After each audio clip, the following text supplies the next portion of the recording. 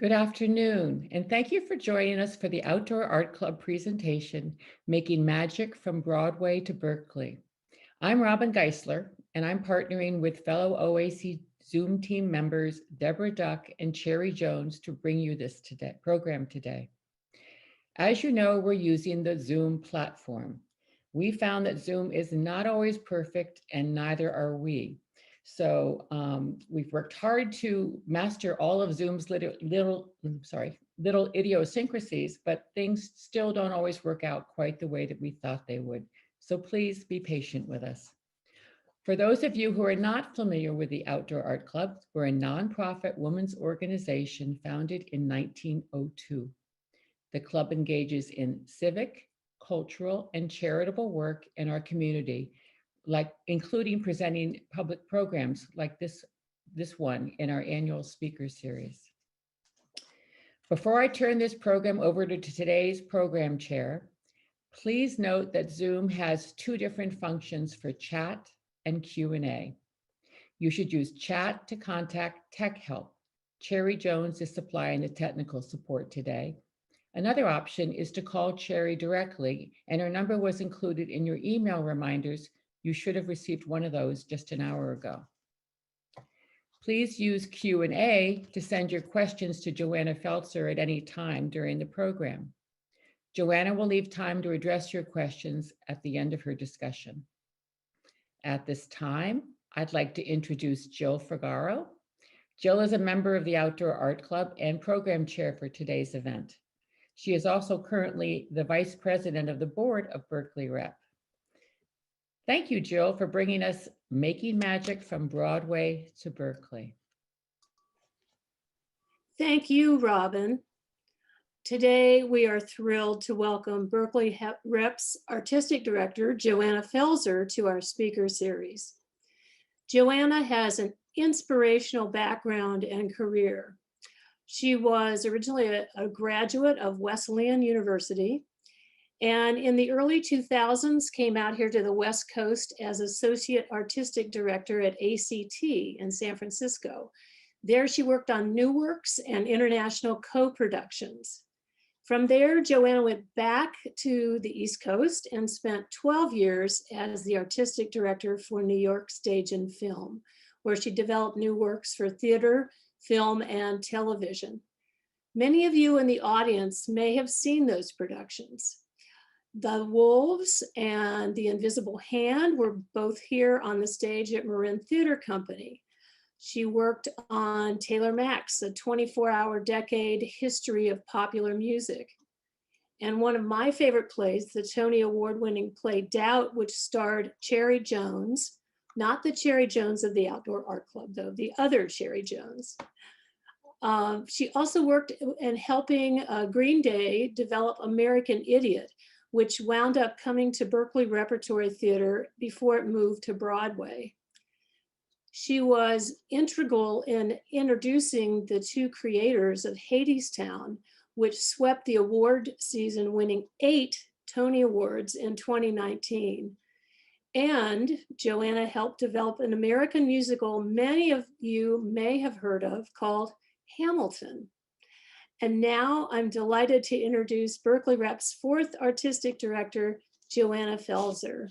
Welcome, Johanna. Now I'm unmuted. Thank you so much. It's such a pleasure to be with you all this afternoon. And as I was saying before we started, you're saving me from an hour spent endlessly refreshing the New York Times news feed. So any distraction at this moment is so welcome. Well, and Jill, thank you so much for inviting me. I know how much this organization means to you. Yes, thank you, Johanna. You know, Johanna, you've had such a storied career. We'd love to explore a little of your history. How did you get drawn to create theatrical performances as your career? Can you maybe talk a little bit about your childhood influences and your early career steps? Sure. I mean, honestly, you're very kind to say it's a storied career. I don't know about that. It's a long and winding one that all makes sense in retrospect. And at the time, it was just sort of, you move from thing to thing. I started off training in classical ballet, and that was really the beginning of it for me. And I did that quite seriously from the time I was 4 in Berkeley, actually, until I was about 15 when I was living in Washington, D.C.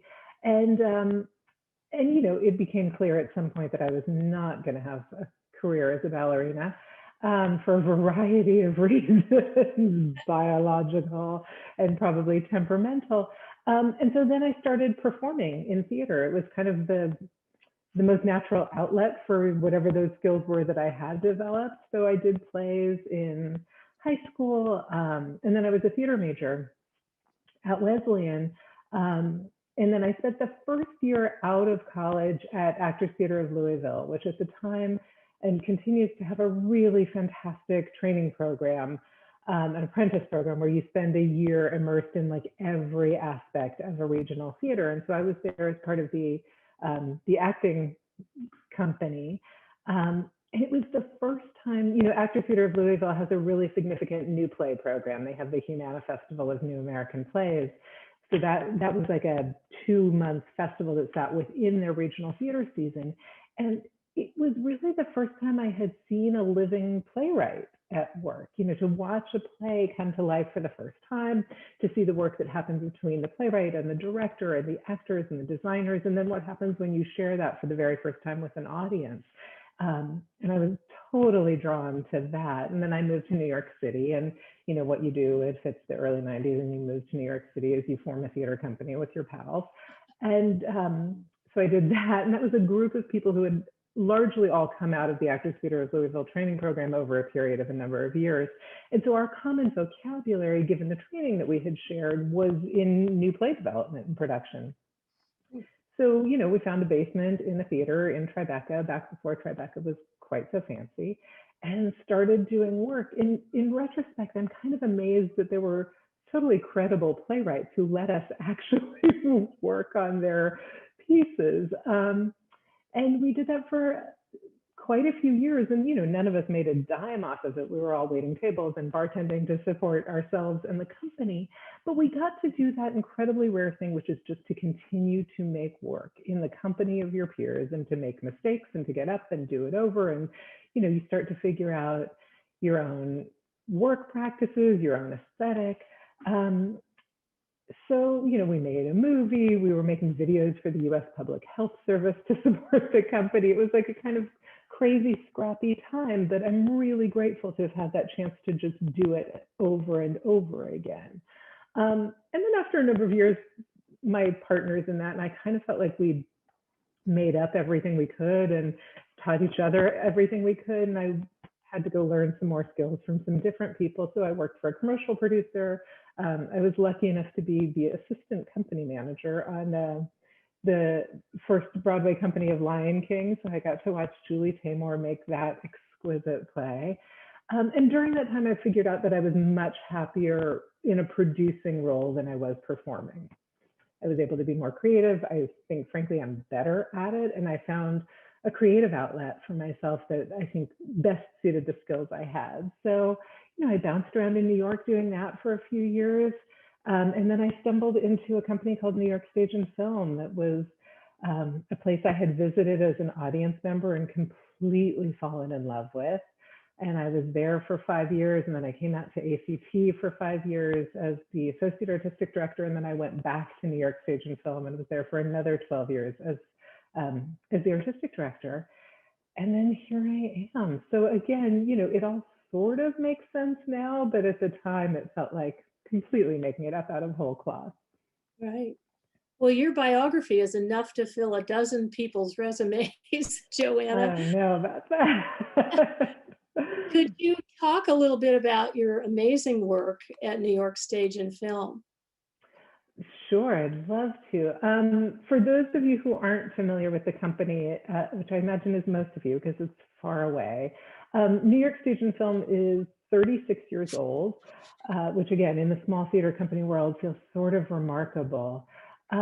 And it's a New York City-based company that does a really big summer festival every year up on the Vassar College campus in Poughkeepsie, so in upstate New York. And it's totally devoted to the development and production of new work, primarily for theater, but also now for film and television.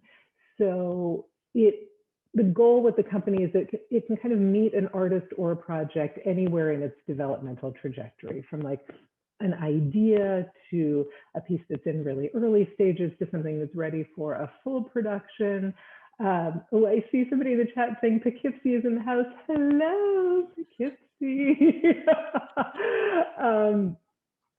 And every summer we would move from New York up to Vassar College, which is a beautiful, tiny liberal arts college, and kind of take over the campus. We would go with approximately 350 artists. Some of them would be there for a week. Some of them would be there for a couple of months. We worked in 3 different theaters, but always with a goal towards furthering the work for those artists, to really placing the artists and their needs at the center of a process. And then working in the company of a really extraordinary audience that had come to really understand and value their role as participants in the development of that work. You know, and these were people who watched careers develop, who watched artists take on wildly different projects over the years, who saw people try things and succeed and try things and fail. And audience members there would often say to me, you know, because by definition, they were going to come and see something that they had never heard of because it was always brand new. And they would say, you know, I didn't love everything you did this summer, but I really loved some of it. But their capacity to really see the value of their engagement in that work and to understand the attempts that the artists were making was sort of a very special environment. I brought along a few pictures just to give you a sense of what our work processes there were like. So this is the company of American Idiot, which maybe some of you saw when it went to Berkeley Rep or to Broadway. This was their rehearsal in a ballroom on the Vassar College campus that they let us commandeer with our punk rockers.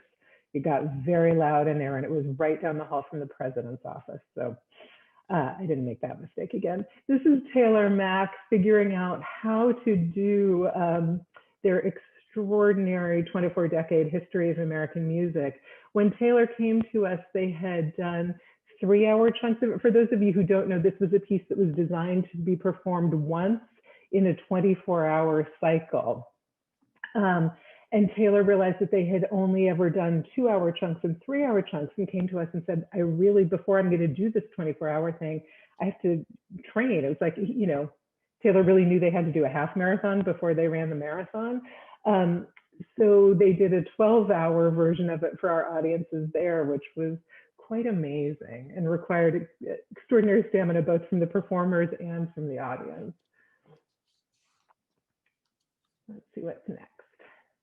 Oh, this is a beautiful play called The Babylon Line by Richard Greenberg, directed by Terry Kinney, and that's Josh Radnor and Leslie Bibb. This went from New York Stage and Film to Lincoln Center. And I think we have one more picture of that.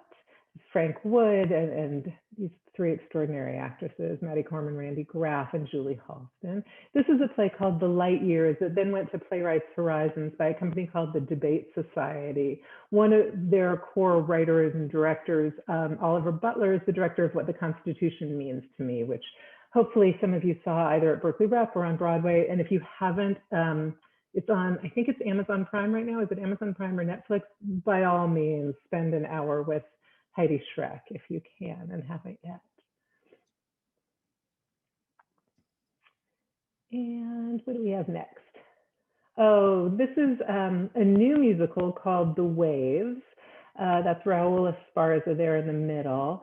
And this is interesting because it's based on Virginia Woolf's novel, The Waves. And right now, one of the pieces that we're doing in this crazy quarantine moment is 6 short video pieces based on this musical that we'll be rolling out in the spring. We can talk a little bit more about that later on. The Wolves, which I know went in a different production to Marin Theater Company, but this was its world premiere, and we got to bring together this rather extraordinary cast of young women to work on this play with Sarah DeLapp and her director, Lila Neugebauer. There they are. And then this, you may recognize that guy on the left. That's Lin-Manuel Miranda in the first public reading of Hamilton. We're going to scroll through a couple of these pictures. This is the cast at work. There's Lynn at the piano with Alex Lacamoire, who's the music director. And this was the first time they'd really brought together a group of actors to explore this. There's the divine David Diggs, who played Lafayette, and Jefferson, naturally. Tommy Kail, the director, on the left. Tommy with his very serious thinking face on. I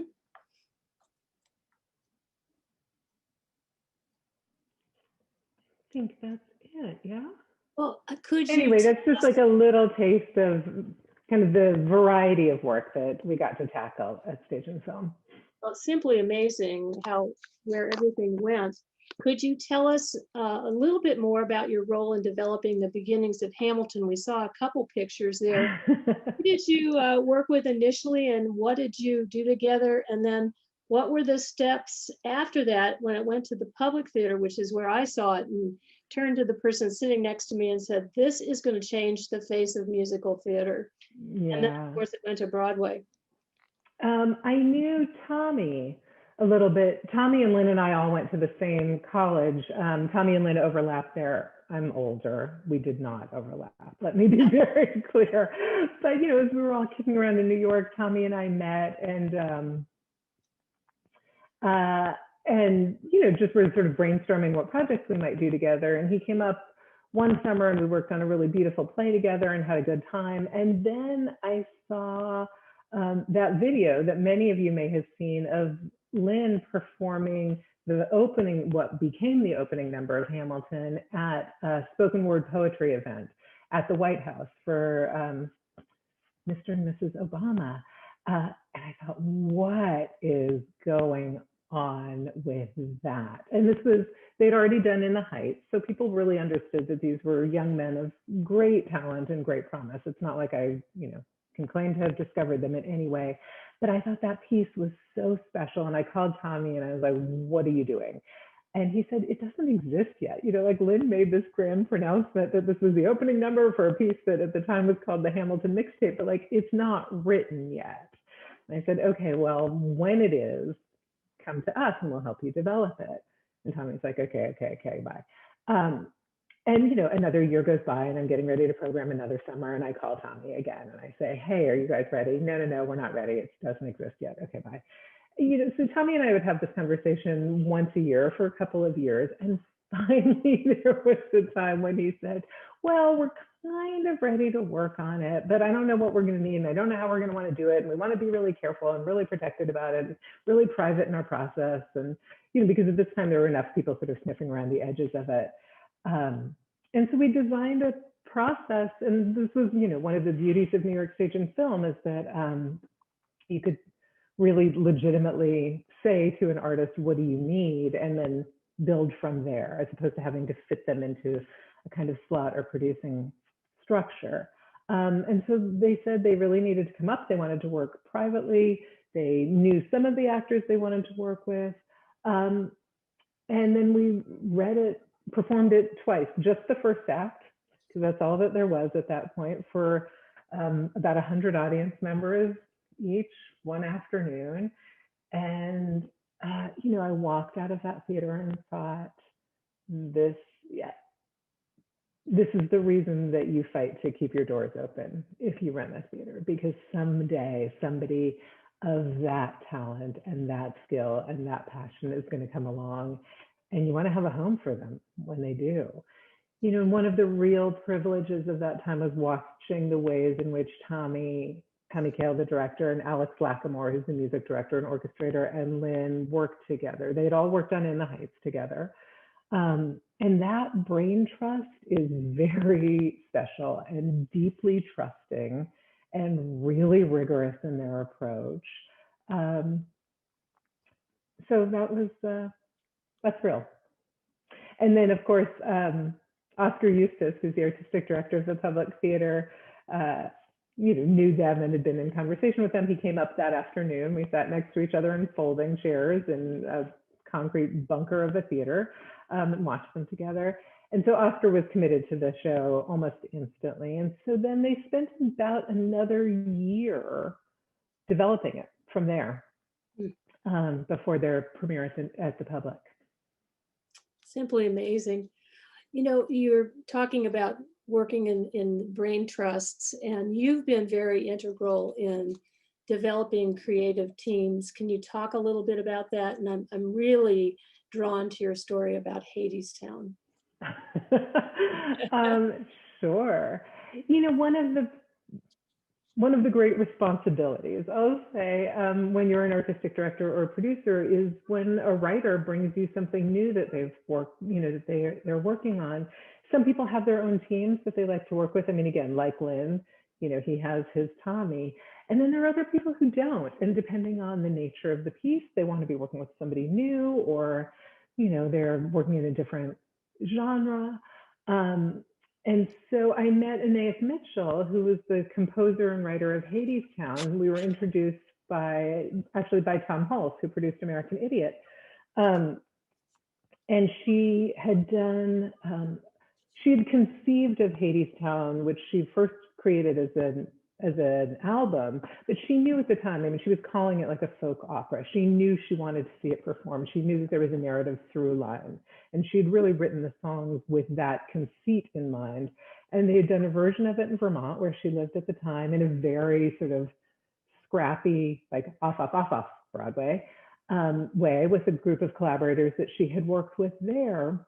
But she had a sense that if she wanted to really seriously conceive it as a piece of musical theater for a broader audience, there was work she really needed to do on the story, on the way the narrative wove together, and that she probably needed to build a different team around the material. So we did a workshop together in New York, and there was actually a couple of cast members from that workshop who ended up going on the whole journey with her from that point. But part of what she realized is that, given that she was really new to musical theater, she wanted to be working with somebody for whom that was their expertise.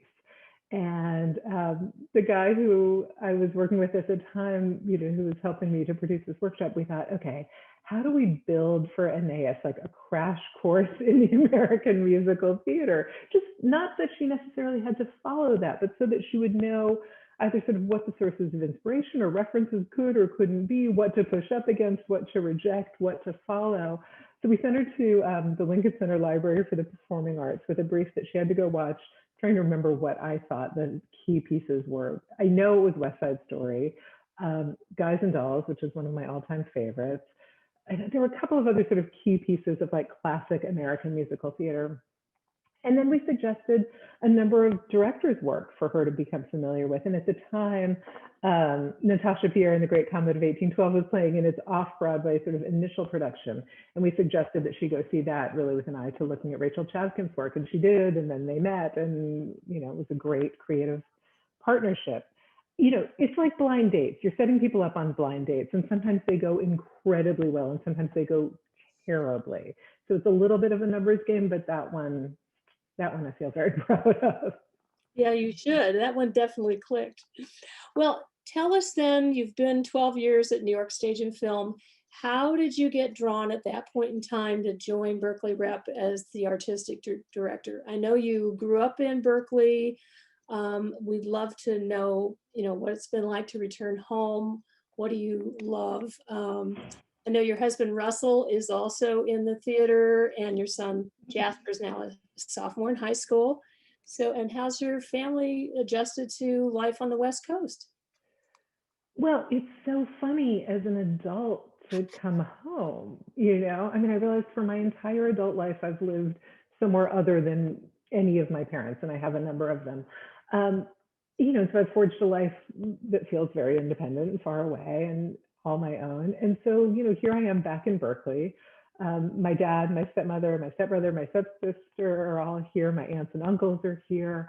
And that's been kind of fantastic.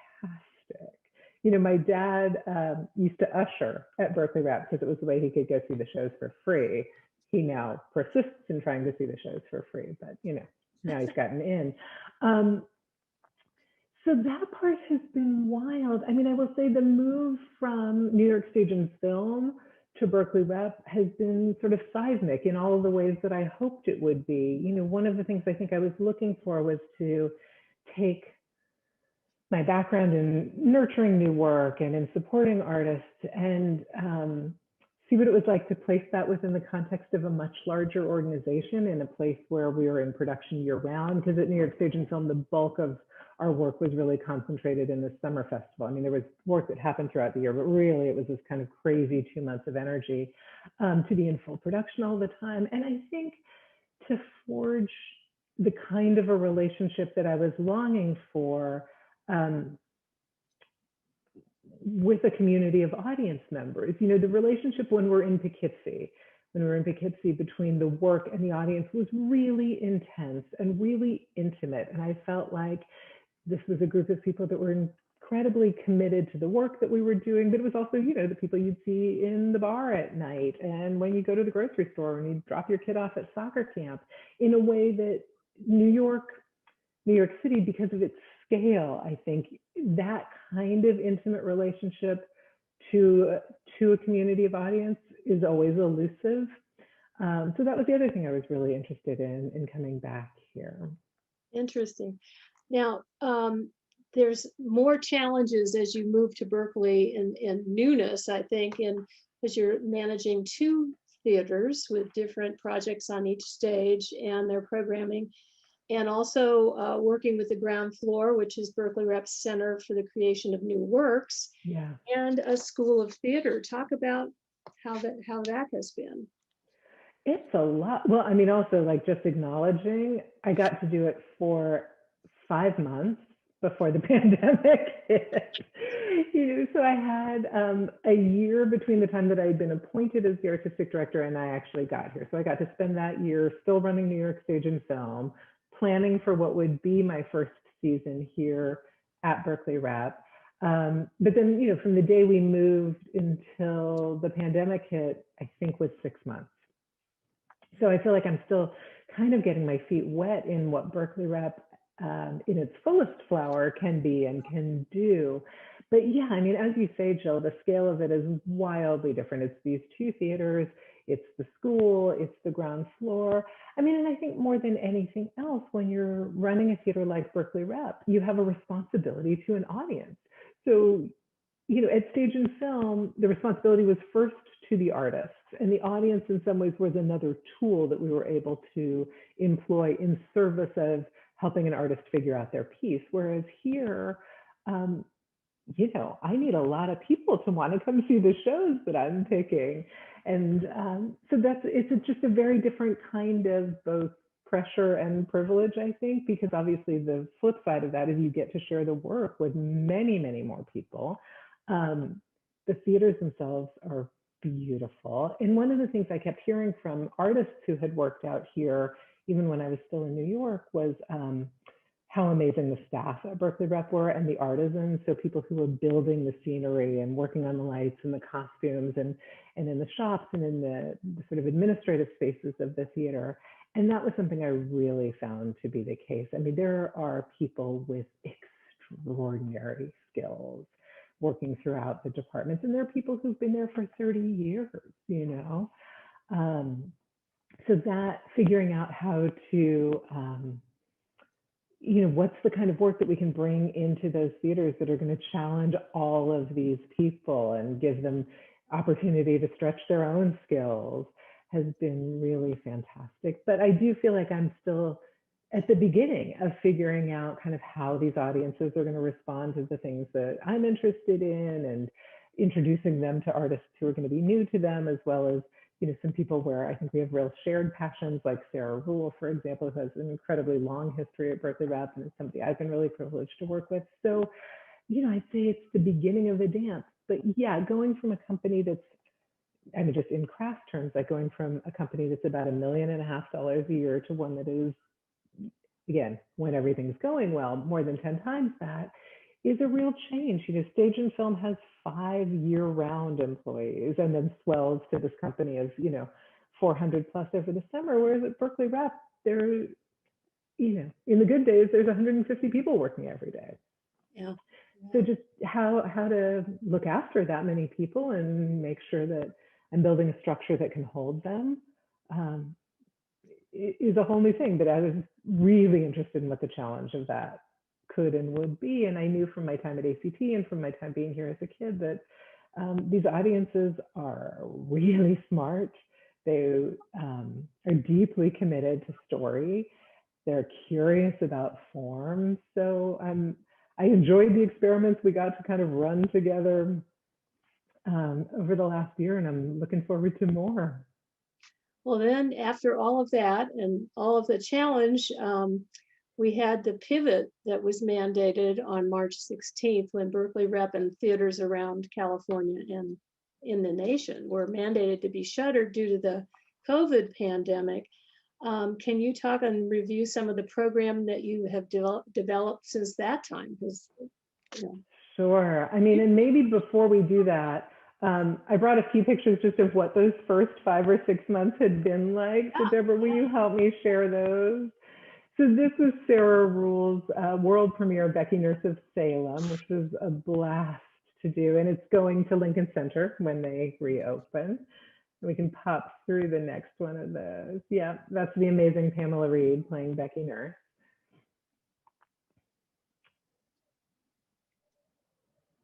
Oh, this was Culture Clash, Still in America. This was the show that was running in the Peace Theater in our smaller space as the pandemic hit. We had made it through almost all of their run. We only had a week left of these guys.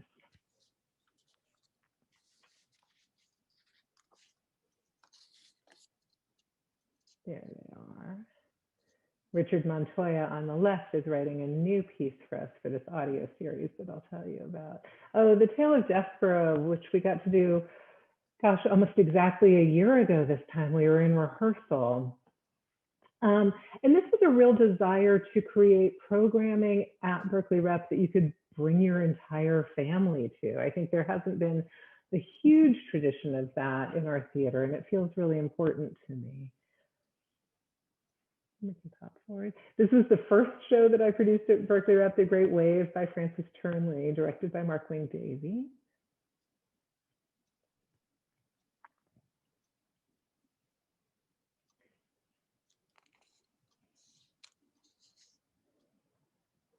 And this was Schoolgirls, or the African Mean Girls play by Jocelyn Bio.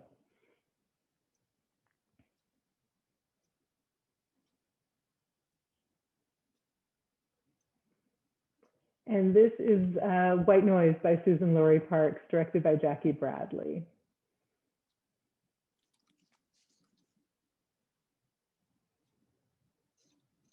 Yeah, so that was, and then there were a couple of other things that we got to squeeze in there too, including Gaps by Elevator Repair Service, which some of you may have come to see. So yeah, and March 16th came, and like everybody else, we shut our doors. And it's been incredibly challenging. I mean, again, like it has been for everybody else. And I would say, obviously, for everybody in the arts, but I think clearly the challenges extend far beyond that. And, what's really hard is that I think we're living in a moment of total unknown.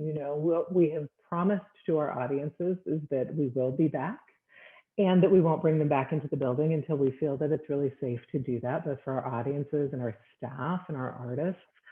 So I think everybody at the moment is desperately hoping for a vaccine or paying very close attention to that timeline, because I think that's really what's going to determine, in many cases, people's comfort in coming back into a building together with strangers. And at the same time, I'm really aware that while I think we all have really well-founded anxiety about what that means, I think we're also really longing for that transformative experience that happens when you walk into a building and you share a story with a group of strangers that can be emotional and thought-provoking. And, that moment where you get to laugh and cry in the dark with people is in very short supply these days. So we've got a whole season planned for as soon as it's possible to do that.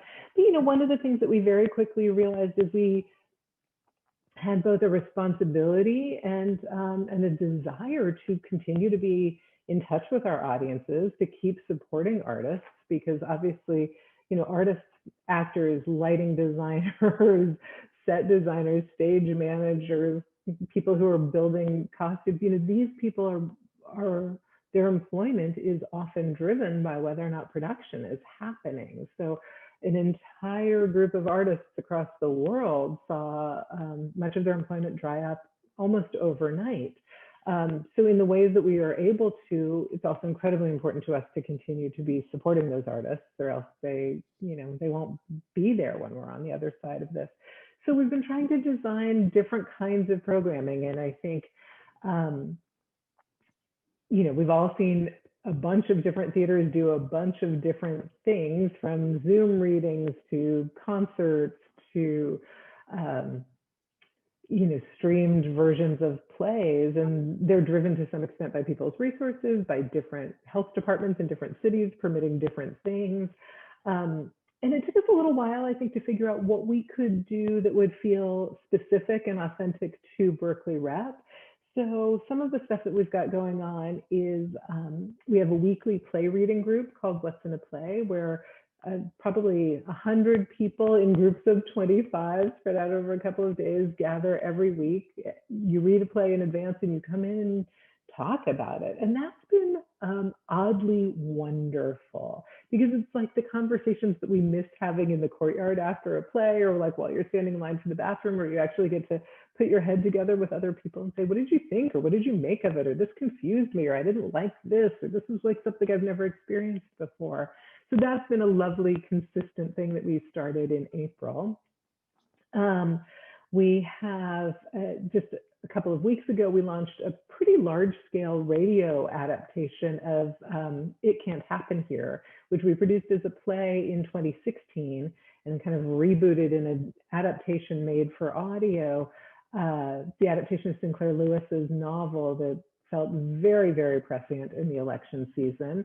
We partnered with 100 different organizations around the country to share it for free with audience members, because it feels like it's a real call to action in terms of exercising your civic responsibility to vote. And that's still online, so you have another few days to check that out, and you can get that on the Berkeley Rep website. And that's 4 episodes of an audio drama. Each one's about 30 minutes. You can take it in bite-sized chunks, or you can go for the marathon. And a lot of the cast from the 2016 production came back and joined us. And then we had the amazing David Strathairn, who you will have seen in film and television and theater for decades. He's perhaps best known for his Oscar-nominated performance in Good Night and Good Luck. But he came to play Doremus Jessup, who's the sort of small town idealistic newspaper editor who, over the course of the play, comes to realize the dangers of this demagogue who has been elected. So we've been working on that.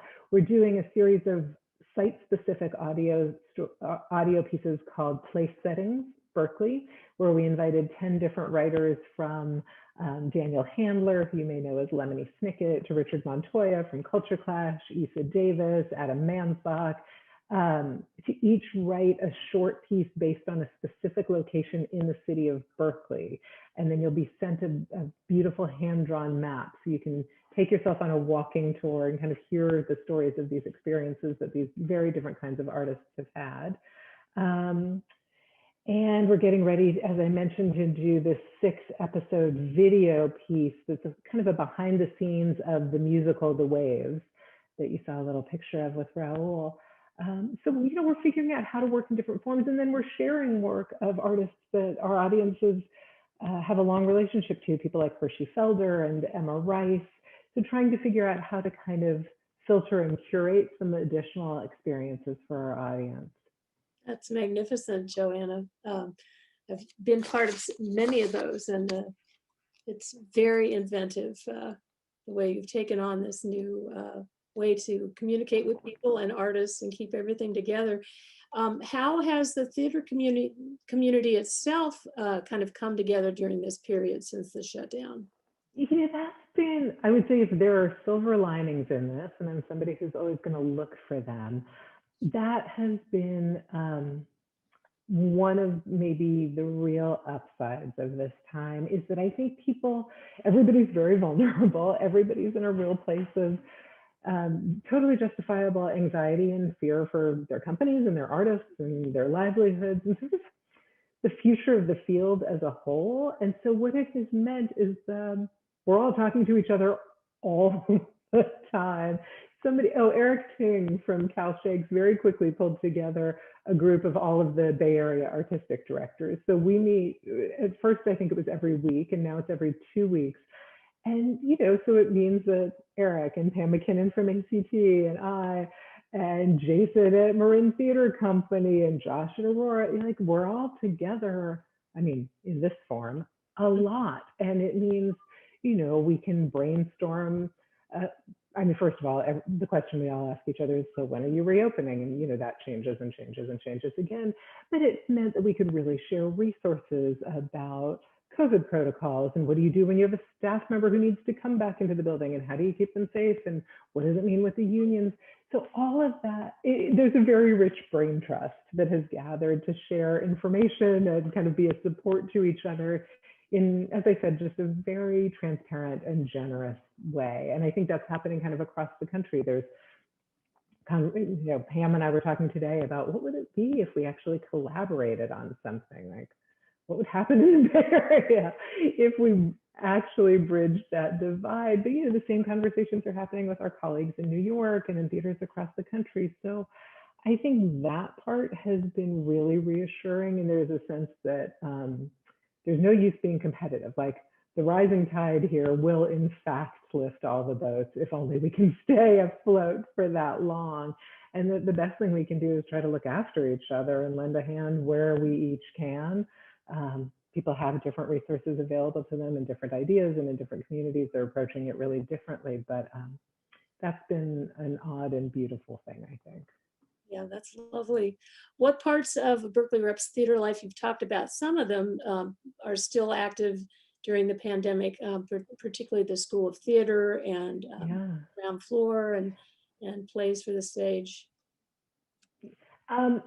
The school did an amazing pivot. Rachel Hall and Anthony Jackson and the team over there very quickly realized that, obviously we're used to bringing thousands of school children into our theaters every year, as well as sending teaching artists into hundreds of classrooms around the region. So obviously that stopped, but they've done a really good job of figuring out how in this kind of Zoom world to be continuing to offer educational opportunities to people of really different ages. So the range of offerings is vast, from frankly people, like all of us who are spending our lives on Zoom, workshops on how to improve those kinds of communication skills, to improv and clowning and playwriting and acting for the camera. And then we just started a series that's kind of halfway through now, bringing in some of the artists who are really dear to Berkeley Rep audiences to be teaching, sort of what we're calling deep dive, like master classes. So Nathan Tyson, who was the lyricist for Paradise Square, is teaching a class on lyric writing. One of the amazing dancers, cast members from Ain't Too Proud, is teaching a class coming up on how to audition for musical theater.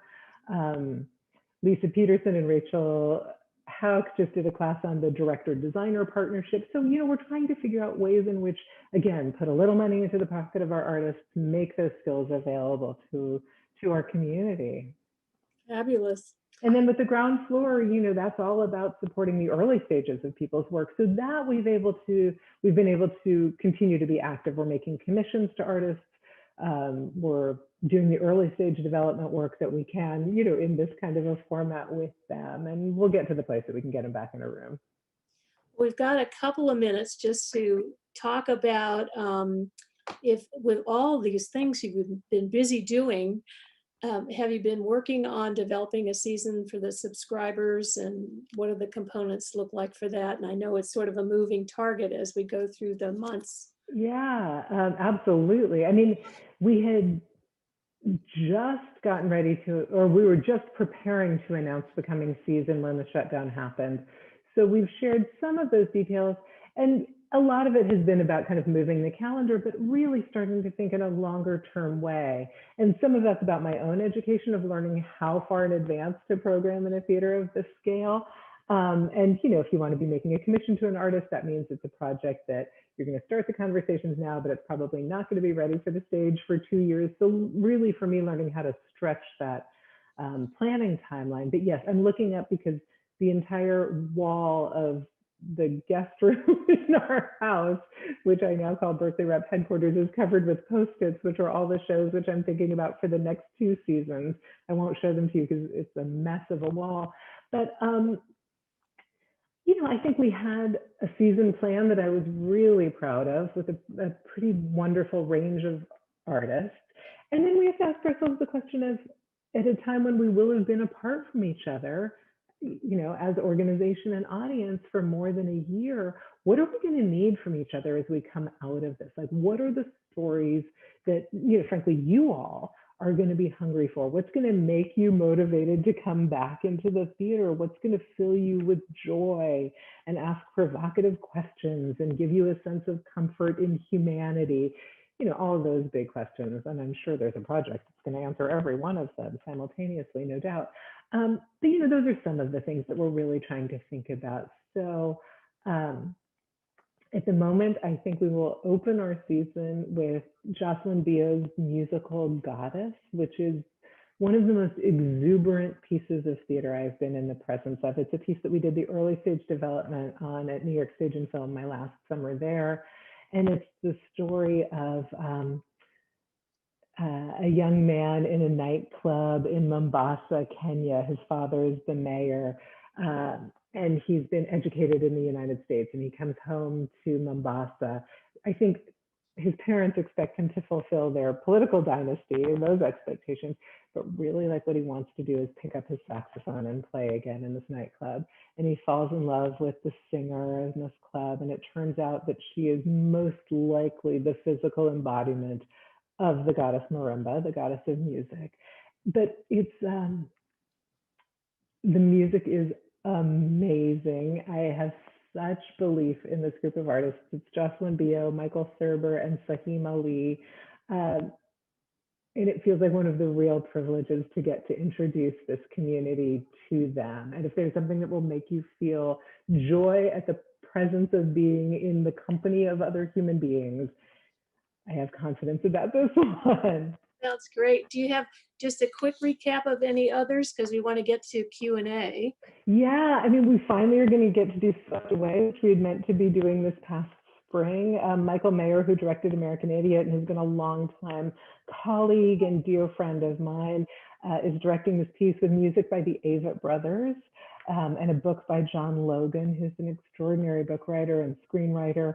So, we're finally going to get to do that with a beautiful, beautiful cast.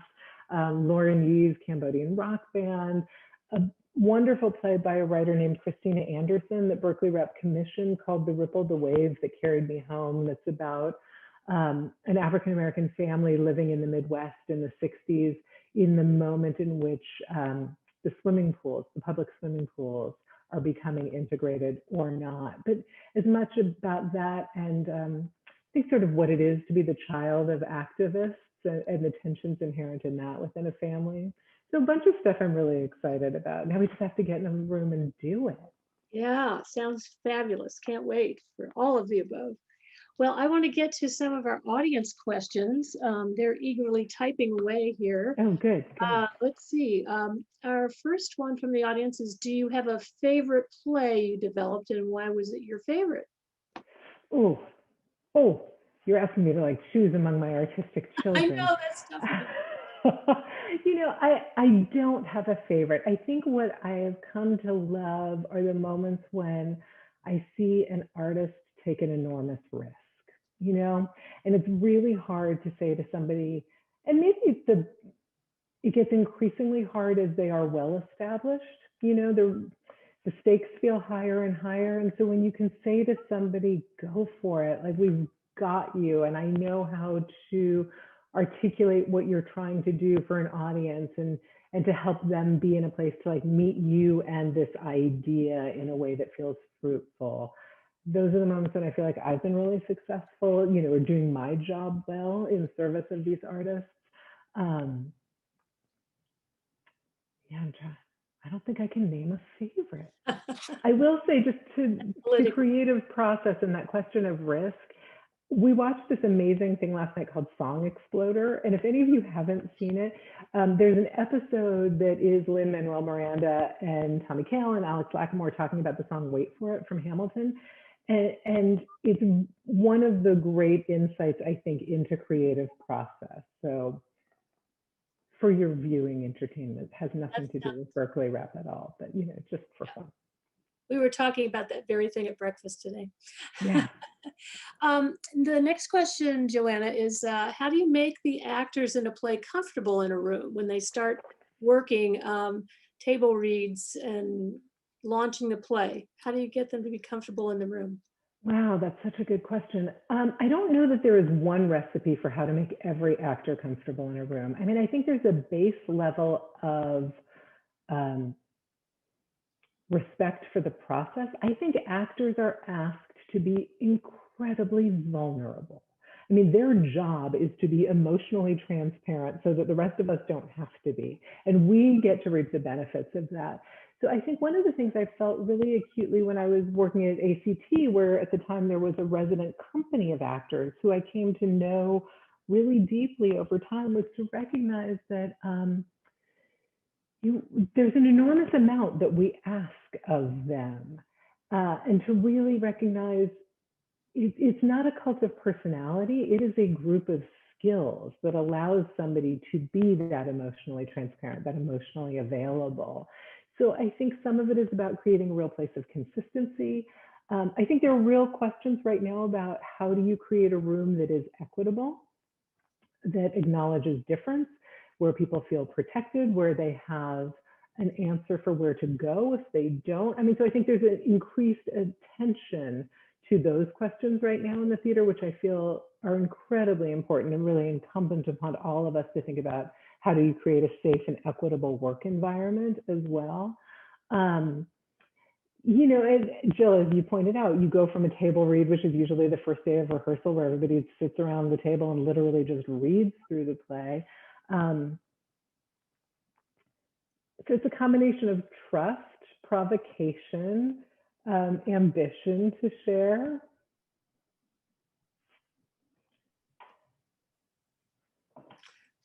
Thank you. We're going to just take a few more questions here. I've got a question, it's kind of a long question, but it's an interesting one. When I think about World War II, this is coming from the audience, I think about All My Sons. When I think of the AIDS crisis, I think of plays like The Normal Heart, Love, Valor, Compassion. I think about the Vietnam War, Hair, Streamers, A Few Good Men. So what do you think are going to be the stories coming out of this era? The pandemic, the Trump era, the resistance to it. What stories would you like to see tackled from this time? Wow, that's such a good and big and complicated question. You know, I think very few of the plays that the person writing in just named were written in the moment. So I think to some extent, we don't know yet what the stories are going to be that are going to come out of this, in part because I think artists, in order to create metaphor, I mean, so again, thinking about Angels in America, which of course was so much about the AIDS crisis and the failure of government in that moment, but it also had the Rosenbergs and it had, you know, all of these other things that took it to, that elevated it from being agitprop to being theater. And I think some of those things take some time and some distance to gain the perspective that allows an artist to engage in the work in that way. So my guess is we don't yet know. I mean, I hope there will be stories of community. I hope there will be stories of resistance. I think there will be stories that really wrestle with the impact of isolation on human beings, because I think we have never, as a global community, faced this before, where we can be both so present for each other and yet so physically distanced from each other, and what that's going to mean in terms of our relationships and our sort of emotional well-being going forward. So I don't yet know, but I'm really curious. But I also feel really committed to giving people the time to not feel like they have to instantly respond. Yeah. This is an interesting one. Have you ever had to dramatically change a show during Tech Week? Why? And did it turn out well in the end?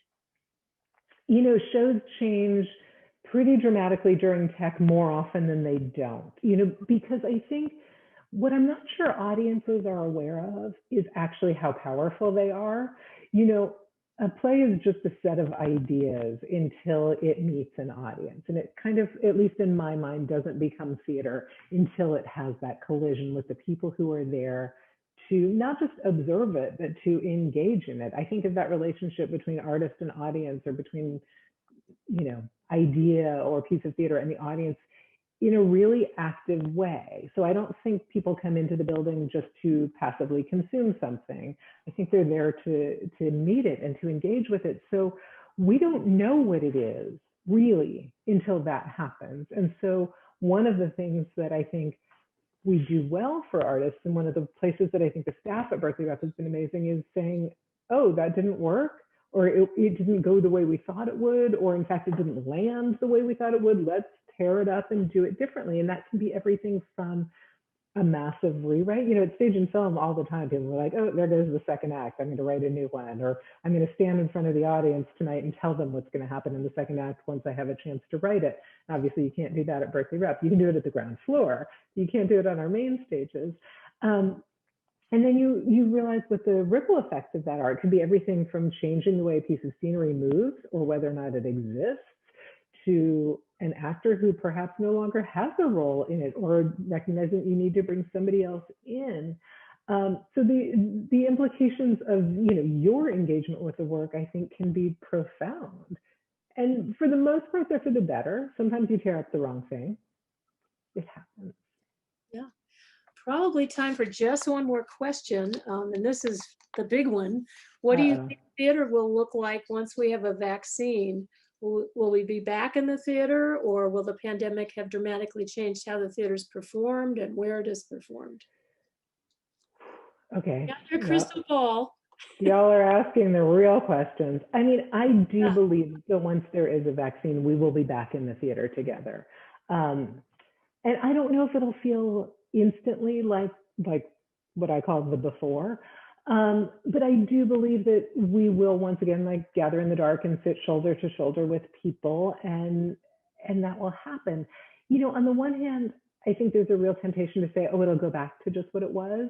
And I think some aspects of our life will, but I also want to really be clear that I think there are skills that we're learning now. I think there are practices that we are building of different ways to tell stories, and frankly, different ways to reach people, that I don't want to see us entirely abandon. I mean, I think there are opportunities in this to be bringing work to people who don't have the physical capacity to be in theater, who, you know, theater is a funny thing. There are a lot of people who feel that they don't have access to it, or frankly, who don't have access to it, again, by virtue of geography or finances, and a number of other factors.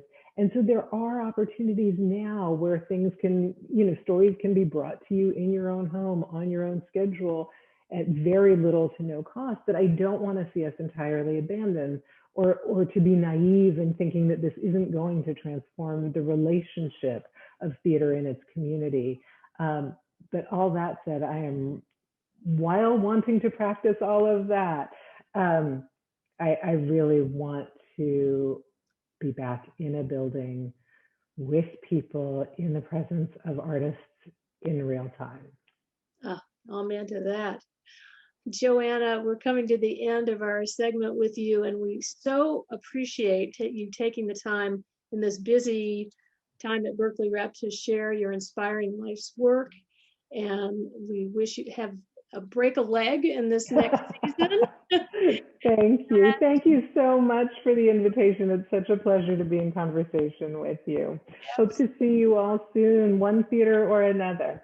Thank you so much. Appreciate it, Johanna. And if any of you want to stay in touch with what's going on at Berkeley Rep, you can sign on to berkeleyrep.org and become part of the programming that's going on right now and see what's coming up for the next subscription season. I wanted to mention to you the day before you all leave, thank you for coming. The Outdoor Art Club's next feature in our series will be on Thursday, November 12th at 1 p.m. We'll be featuring Nancy Bell, League of Women Voters, presenting 100 Years Strong, which is the women's suffrage movement and the women dedicated to the struggle for the women's vote. And the next week at the same time, Thursday, November 19th, at 1 o'clock, Dr. Matt Willis, Marin County's health officer, will speak on COVID in Marin, and he'll update us on the crisis and the lessons learned so far. If you are interested in continuing to learn about public events at the Outdoor Art Club, please visit the public events page on our website, and you can sign up to be on our email list so you'll get notifications. That website is outdoorartclub.org. And with that, I want to thank everyone again for joining us today. We hope to see you again very soon.